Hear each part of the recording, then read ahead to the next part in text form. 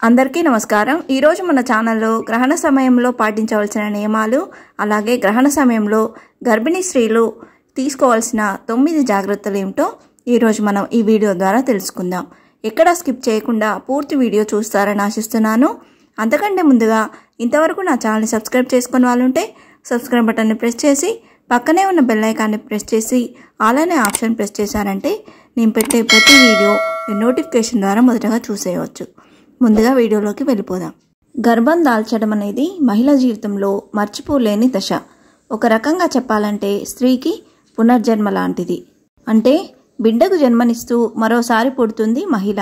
అలాంటి అద్భుతమైన అవకాశాన్ని స్త్రీకి మాత్రమే ఇచ్చాడు ఆ భగవంతుడు। ఈ దశలో 9 నెలల పాటు శిశువును కడుపులో కంటికి రెప్పలా కాపాడుకుంటుంది తల్లి। పుట్టబోయే బిడ్డ ఆరోగ్యంగా ఉండాలని ఎన్నో జాగ్రత్తలు తీసుకుంటుంది। ఈ 9 నెలలు తనతో పాటు శిశువు ఆరోగ్యాన్ని కూడా కఠినతరం చేస్తాయి।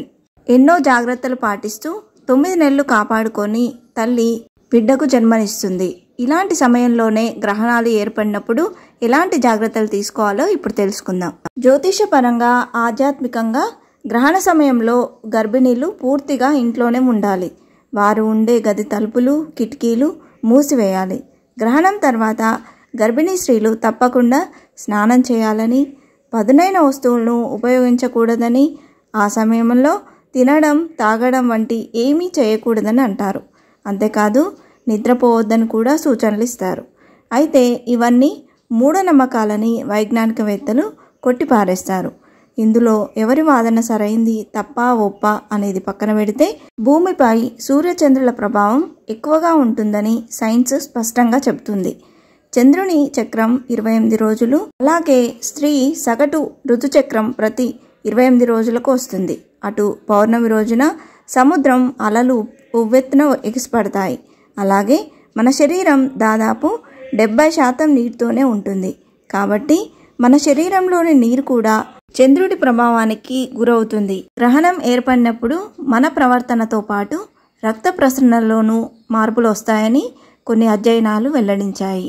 గర్భవతిగా ఉన్న మహిళపై గ్రహణం తర్వాత వచ్చే కిరణాలు పడితే ఆమె బిడ్డకు హాని కలుగుతుందని భావిస్తారు। గ్రహణ సమయంలో గర్భిణులు పనిచేస్తే వైకల్యంతో బిడ్డలు పుడతారని, అతినీలలోహిత కిరణాలకు గురైతే చనిపోయే అవకాశం ఉందని కొందరు నమ్ముతారు। అయితే గతంలో వైకల్యాలను ముందే గ్రహించడానికి అల్ట్రాసౌండ్ లేదా స్కానింగ్ వంటి పరీక్షలు అందుబాటులో లేవు కాబట్టి గ్రహణం వల్లే అలా జరిగిందని అనుకునేవారు। ప్రస్తుతం అధునాతన అల్ట్రాసౌండ్ జన్యుశాస్త్రం అభివృద్ధితో ఇవన్నీ తప్పని నిరూపించబడ్డాయి। అయితే ఇప్పటికీ కొంతమంది వీటిని బలంగా నమ్ముతున్నారు। గర్భిణీ స్త్రీలు గ్రహణం సమయంలో స్నానం చేయడం, నిద్రించడం, తినడం తాగడం లేదా పదునైన వస్తువులను ఉపయోగించడం వంటివి చేయకూడదని సలహా ఇస్తారు। ఈ నమ్మకానికి శాస్త్రీయంగా ఎలాంటి ఆధారం లేదు। గ్రహణం గర్భిణీలపై ప్రభావం చూపుతుందని, ఎందుకంటే వాతావరణంలో ఎంతో ప్రతికూల శక్తి ఉంటుంది। శాస్త్రీయంగా చెప్పాలంటే సూర్యుడి నుంచి వెలువడే రేడియోధార్మిక కిరణాలు శరీర అవయవాలకు ఎంతో ప్రమాదకరం। కాబట్టి గర్భిణులు గ్రహణ సమయంలో బయటకు వస్తే ఆ కిరణాలు వారిపై ప్రసరించి గర్భం లోపల బిడ్డకు ప్రమాదం ఏర్పడుతుందని పూర్వీకులు భావించారు। అందువల్ల వారు ఆ సమయంలో ఇంటి నుంచి బయటకు రాకూడదంటారు। ఒకవేళ తప్పనిసరి పరిస్థితుల్లో బయటకు వెళ్లాల్సి వస్తే గంధం, తులసి ఆకుల మిశ్రమాన్ని పూసుకోవాలని సూచించారు। ఎందుకంటే తులసి ఆకుల్లో శరీర ఉష్ణోగ్రతను సమతుల్యంగా ఉంచే గుణం ఉంటుంది। గ్రహణం సమయంలో గర్భిణులు నిద్రపోకూడదని జ్యోతిష నిపుణులు చెబుతున్నారు। వారు ఈ సమయంలో నిద్రపోతే అది నేరుగా శిశువు యొక్క మానసిక ఆరోగ్యంపై ప్రభావం చూపుతుందని అంటారు। ఈ టైంలో వీలైతే గర్భిణులు భగవన్నామ స్మరణ చేయడం వల్ల మేలు జరుగుతుందని సూచించారు। గ్రహణం యొక్క ప్రతికూల ప్రభావాలను నివారించడానికి గ్రహణాలకు ముందు ఆ తర్వాత స్నానం చేయడం చాలా అవసరం। గర్భిణీ స్త్రీలు కంకణాలు, పిన్నులు, సేఫ్టీ పిన్స్ మొదలైన వాటితో సహా ఎలాంటి లోహపు ఆభరణాలను ధరించకూడదు। వీటితో పాటు గ్రహణ సమయంలో పండ్లు కూరగాయలు కట్ చేయకూడదు। ఒకవేళ అలా చేస్తే పుట్టబోయే బిడ్డ గ్రహణ మొర్రితో పుట్టే అవకాశం ఉంటుంది।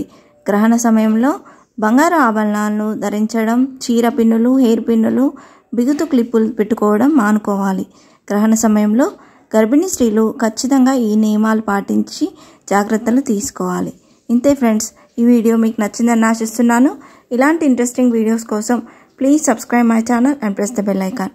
అలాగే లైక్ చేయండి, షేర్ చేయండి. మీకు ఏమైనా సందేహం ఉంటే నా కమెంట్ బాక్స్లో పోస్ట్ చేయండి. Thanks for watching.